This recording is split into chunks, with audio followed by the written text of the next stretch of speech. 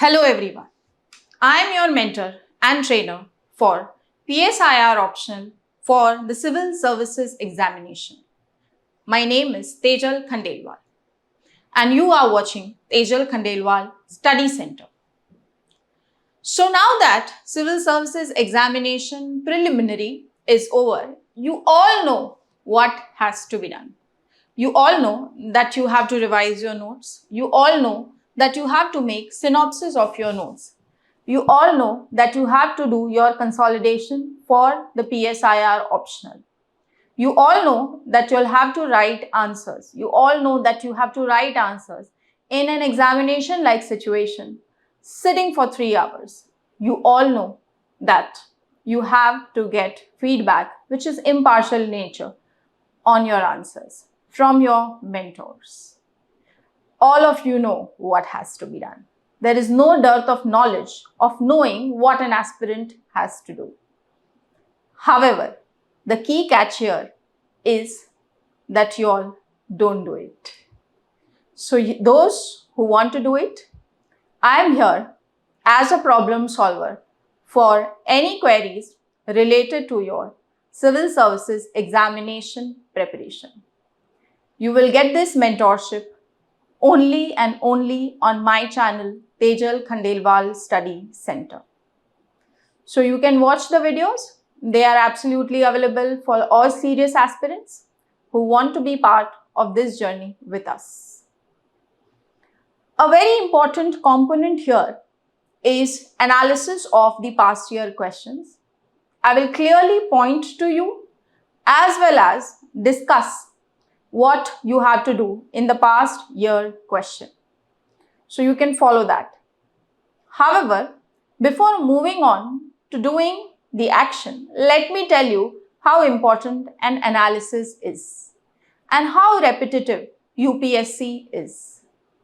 In my previous video on the Civil Services Preliminary International Relations questions discussion, I have pointed towards the similarity as well as the change that has been brought in the international relations sections of the preliminary. So there was a clear continuity as well as an element of change, and that will also follow for the mains. So before moving on to discussion of questions, let's see how much of it has repeated, and that is something that many of you miss out. Come. We will start today with the international relations section, that is section B of paper 2. Now, when we talk about foreign policy, many of the questions have a common theme and they are just reframed with some changes. Let's take, for example, 2024 question which read, would you concur with the view that India's foreign policy, with the view that of late India's foreign policy has been in a transition mode from Nehruvianism to neoliberalism? Support your answer with the help of suitable examples. Now, if we see the underlying theme in this question, Nehruvianism was something that starts with the beginning of India's foreign policy, which is also centered in its beginning in the vision of Prime Minister Jawaharlal Nehru. And then obviously there were Nehruvians who followed this, and there were some changes that came to be brought about by Indira Gandhi and the later Nehruvians as well. Whenever we talk about neoliberalism in Indian foreign policy context, it is largely 1990s onwards and the trends, what has been the factors for the change, why the change, and what are the opposition also, whether everybody concurs with this view that there is a transition or no, there is not a transition, but there is both continuity and change. So 1990s onwards, what has been the change? Now, if you see, there are 4 associated questions on the same lines that has been asked. So, if we see the question, explain the major features of India's foreign policy in the 21st century. This question is also in a similar line. If we see the question in 2022, this is also on a similar line, which says, what are the major factors responsible for the turnaround in the trajectory of India's foreign policy in the post-Cold War period? Now,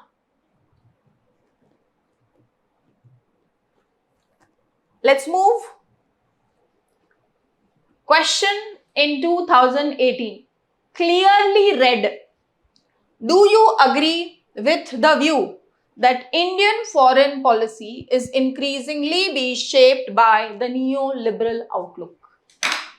So when they had asked in 2018, you had to clearly know what are the neoliberal stands in the Indian foreign policy, what were the strands that existed, and what are the other changes that are coming about.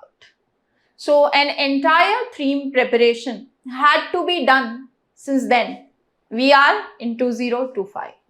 If you have still not prepared foreign policy in this manner and only studying the external determinants of the foreign policy, or probably only the view of C. Raja Mohan on what factors he is pointing towards change in India's foreign policy since 1990, then I'm sure your preparation on this theme is very weak.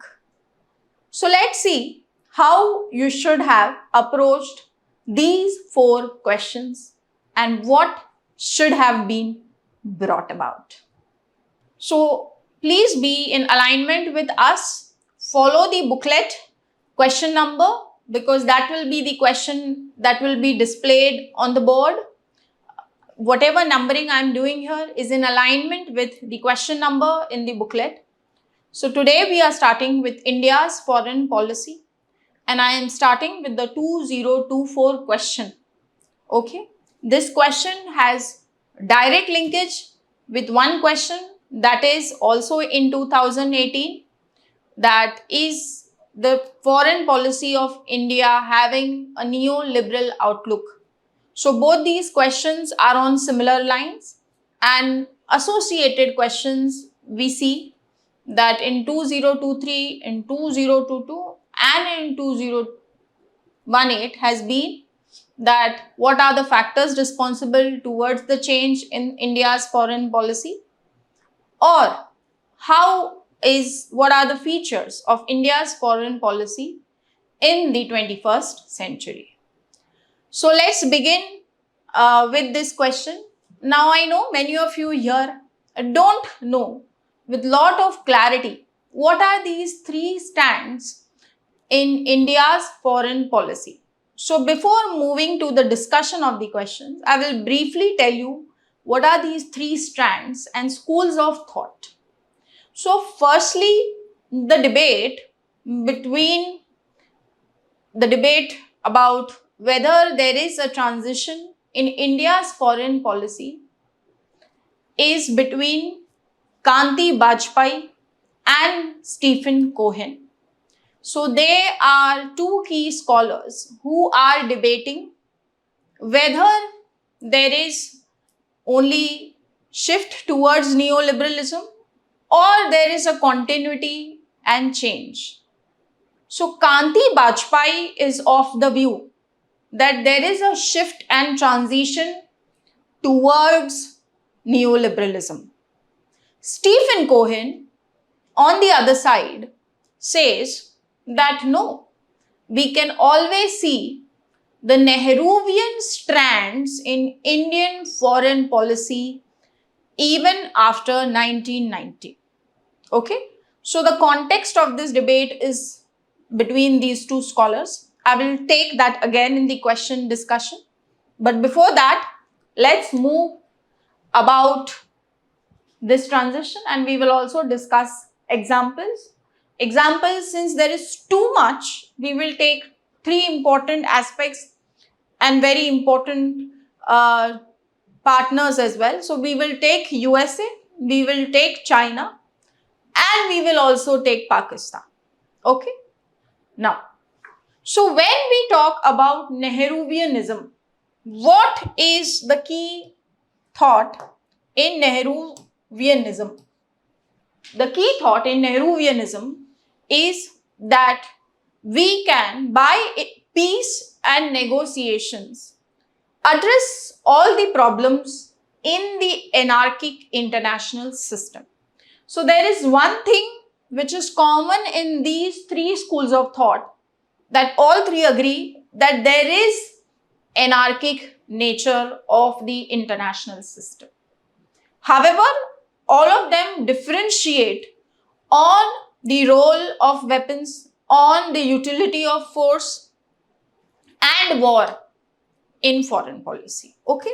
But one thing that yes, national interest is supreme, the anarchic nature of the international system, all three schools agree.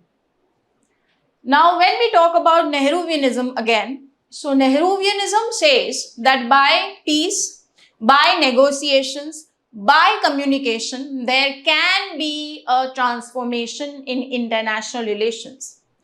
So Nehruvianism talks about importance of international laws and institutions. It talks about military restraint, negotiations and compromise, and cooperation and regard for the well-being of citizens across the globe, and not only the welfare of your citizens. So yes, it talks about international laws plus institutions. It talks about negotiations. It talks about well-being of everyone.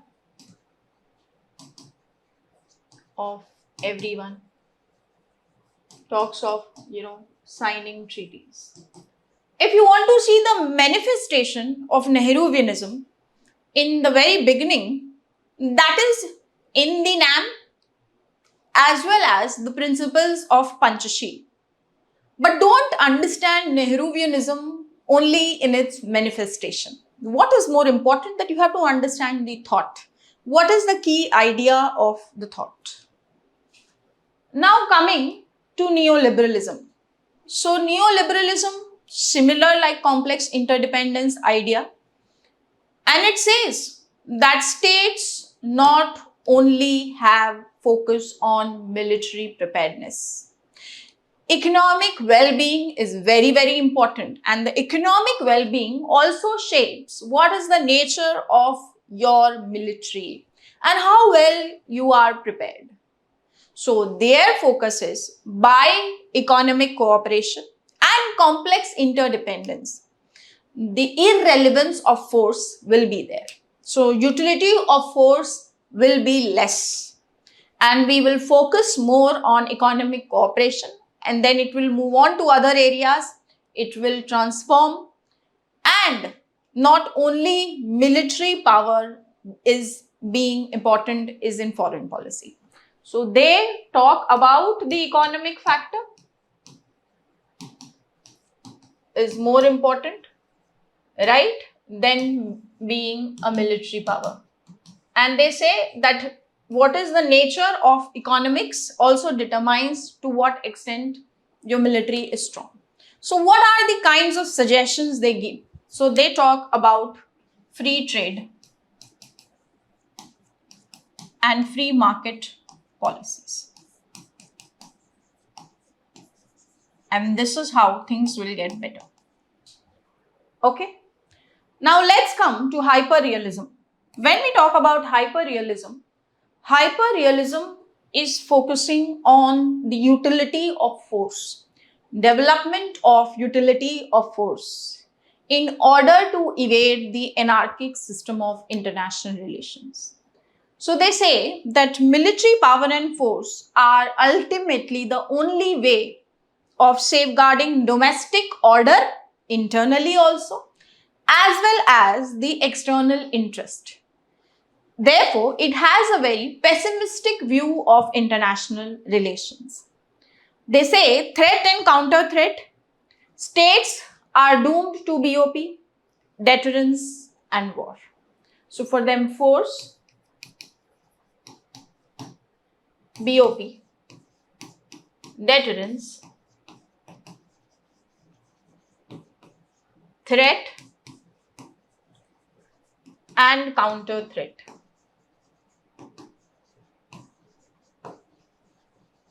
Is important. Okay, so I hope you have understood these three strands of thought: hyperrealism, neoliberalism, and Nehruvianism. Okay, so once you understand, now aligning it with the demand of the question will become easy. Let's move to giving examples also, and then I will move towards the structure. So when I talk about examples, so when we look at USA, we can clearly see that Kanti Bajpai also points that whatever is the shift that has happened with respect to India-US relation, whatever was the skepticism that was there as US as an imperial force or imperial power, which was a dominant perspective in Nehruvian school of thought, this has diminished after 1990. And we can see there is transition towards the neoliberal outlook. Mind you, an Operation Sindoor and US reaction as a matter of an event cannot be the total change or in the paradigm of India-US relations. So don't look at it only in the light of the events that have happened in the last 1 month. This will be a very narrow understanding of how you look at relations. Okay? So don't say that, completely skepticism still prevails. No. We are not taking the media narrative here. So USA, Kanti Bajpai says there is transition. Markets have played a very important role. Economic factor plays a key role. And now, if we see, we also have the comprehensive global strategic partnership. Comprehensive global strategic partnership with USA, where on many issues in the Indo-Pacific region, there is a lot of collaboration that we are looking. And free trade, Trump policies on tariff wars do not actually cloud too much of judgment between India and US. Okay. Now, so we can even though point those as examples to counter this view. But yes, we know that how important US remains to us as a partner. Moving on to China. Now in China, try to understand one thing. So there has always been domination of Nehruvian idea when we look at China. So we had the principles of Panchashil, we have the Hindi Chini Bhai Bhai, and we, are looking, both of us are key civilizational powers, expecting that kind of accommodation from each other. So yes, China largely had been Nehruvianism. And we know that in 1988, when Rajiv Gandhi met Deng Xiaoping, they had reached to a Rajiv Gandhi Deng Xiaoping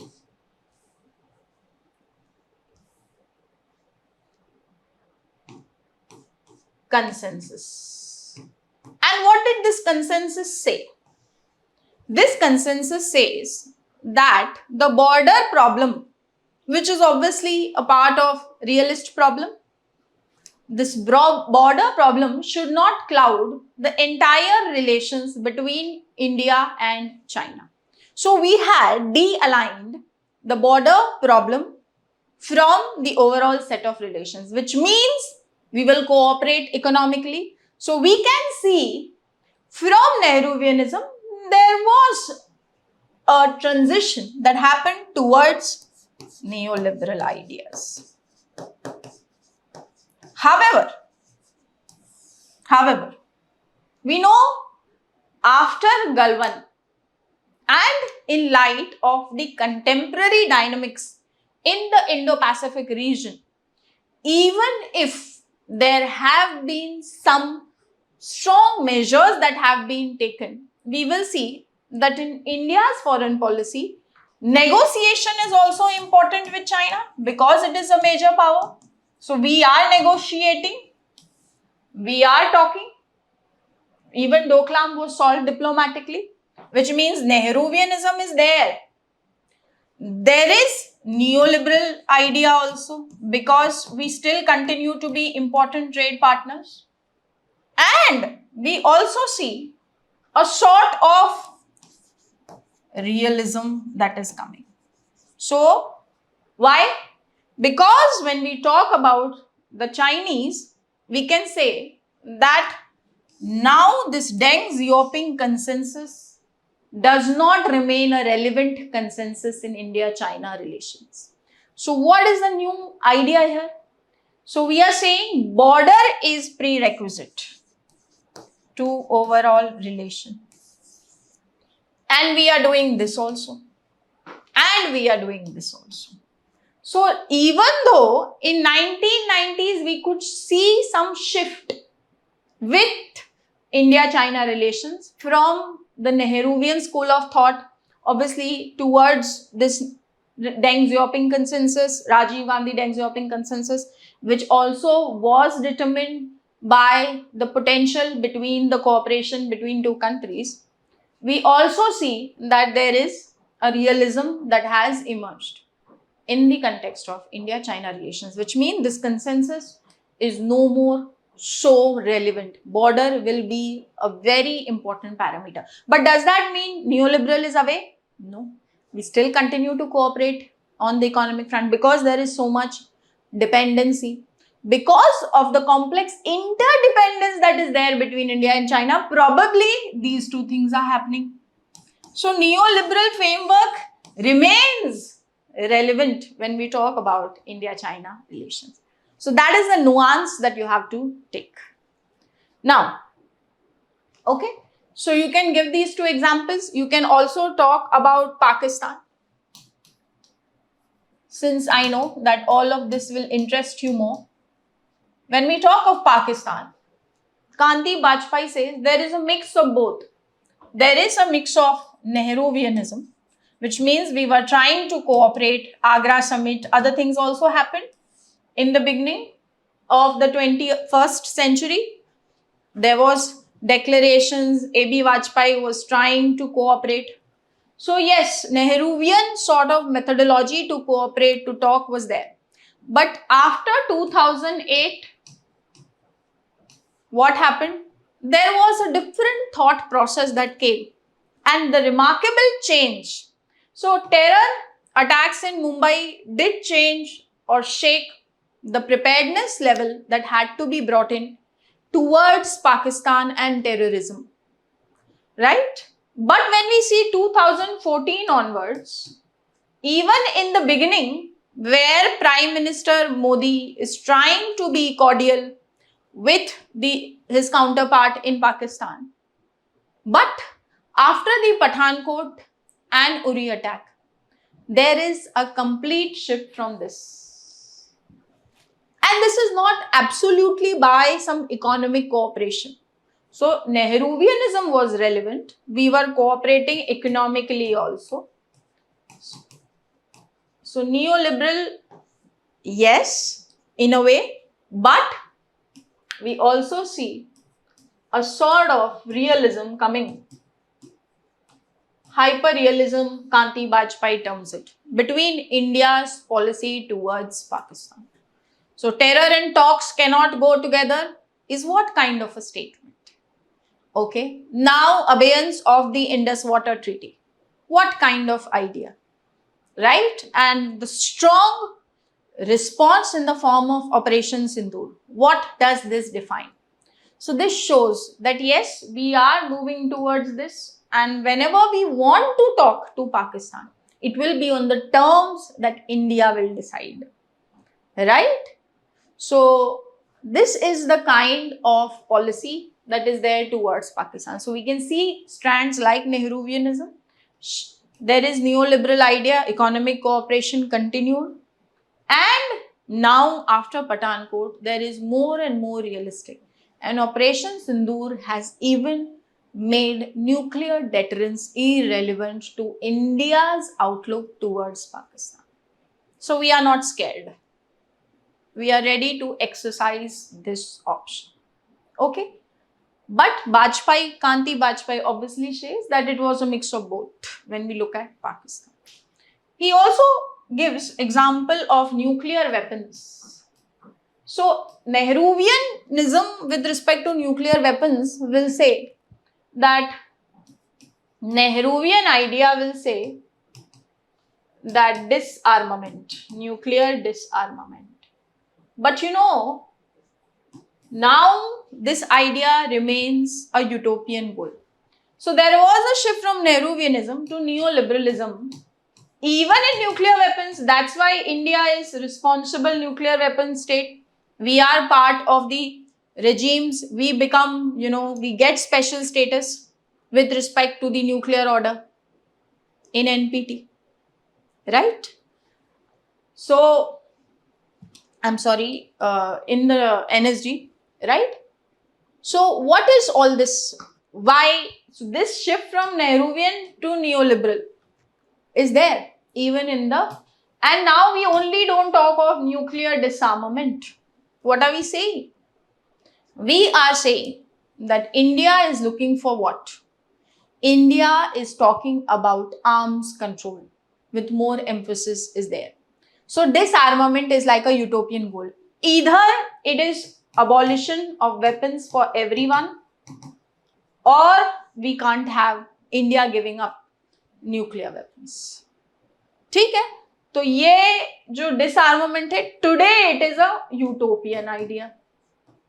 In Nehruvian times, it was an idea that he had spoken, one of the first leaders who speaks on the world stage about nuclear disarmament.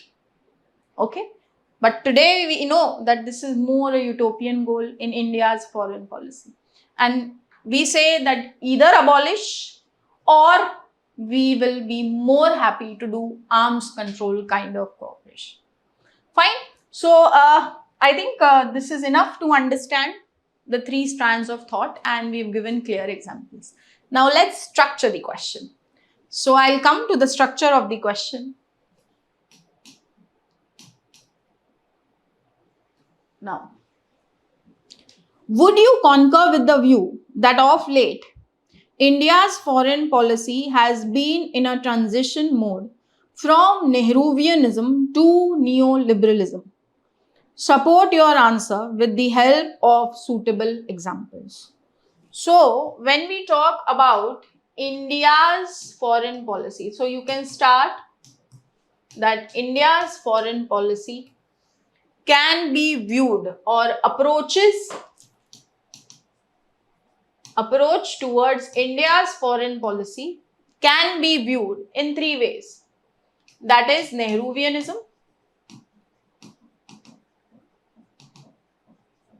neoliberalism,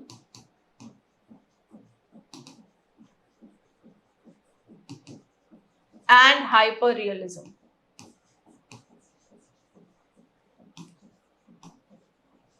Okay, so we have spoken how to view the foreign policy in the first line, right? Now, since this question is of 20 marks, you have the scope of explaining the key dimensions of each in one line. Okay, so explain Nehruvian idea. What are the key elements? I've already done that. What are the key elements in neoliberalism, and what are the key elements in hyperrealism? Okay, after this you should say it is a matter of key academic debate between scholars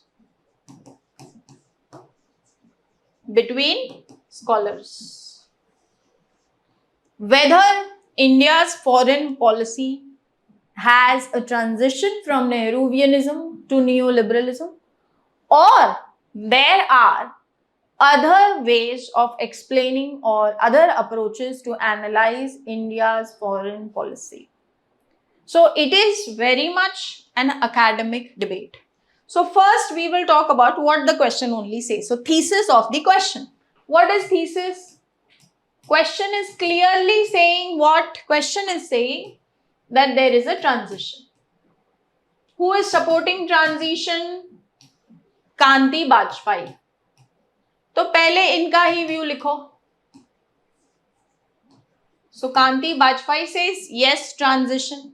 Now talk about examples. So you can talk about US, what we discussed, China, what we discussed, and Pakistan, as well as you can say about nuclear weapons. Clear? So we have given the thesis in the question. जो question ने कहा, we have said yes, there is transition. One of the scholars points towards this transition from Nehruvianism to neoliberalism. But because this is an academic debate, there will always also be antithesis. So when we talk of, don't write the word antithesis, this is to formulate a mental structure in your mind. कि कैसे flow में आता है सवाल. तो पहले तो हमने कहे 3 अप्रोचेस हैं फॉरेन पॉलिसी को एनालाइज करने के लिए. Major views are there. What are these major views? There is Nehruvianism, there is neoliberalism and there is hyper realism. And we explain these 3 in one line.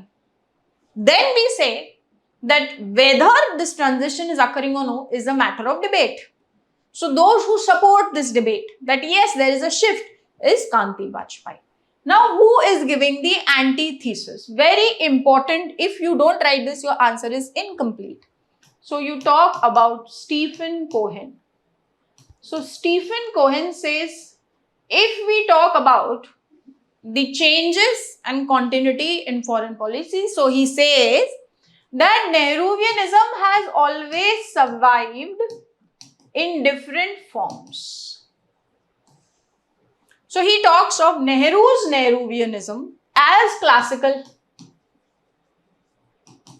He says of Indira Gandhi's Nehruvianism as militant Nehruvianism, which means we also were ready to be a little more on the aggressive side, but we were also open to negotiations.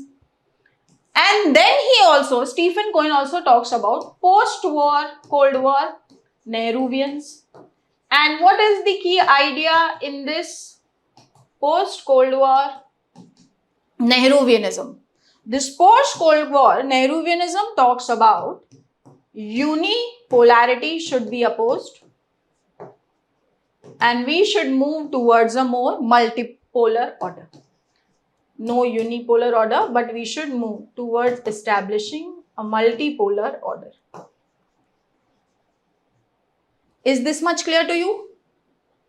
So he says, along with this shift that Nehruvianism is relevant in India's foreign policy, there is one more strand of thought.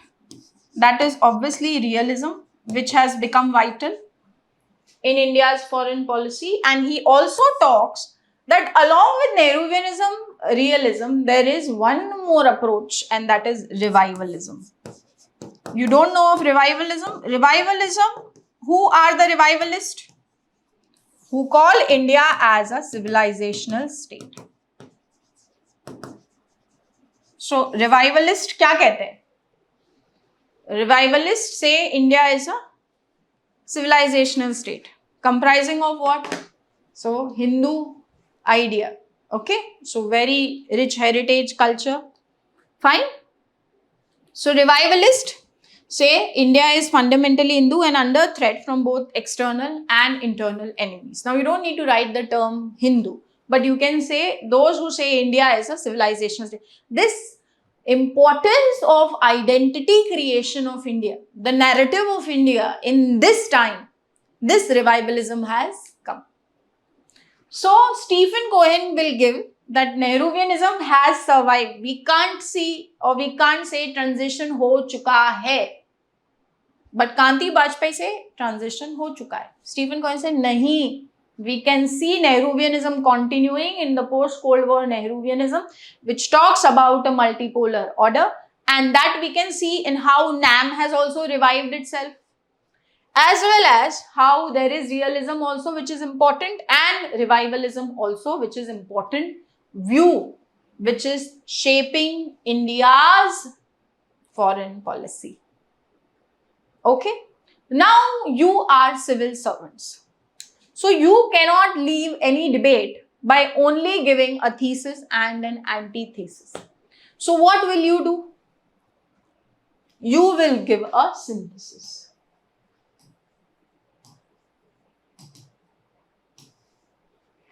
So you will say that no, both continue. We can see Nehruvianism also in the form of non-alignment and its relevance in foreign policy, which is strategic autonomy that continues after 1990s. Strategic autonomy we exercised when we were talking of Russia-Ukraine conflict, when we are talking of taking stands on international issues, it continues. Neoliberalism is also there. And economic importance continues.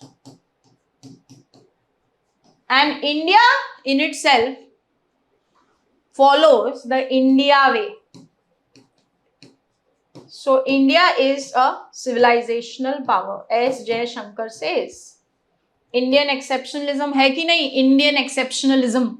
We are a unique power. We have different cultural heritage, rich cultural heritage, ethos, values. So the India way says what?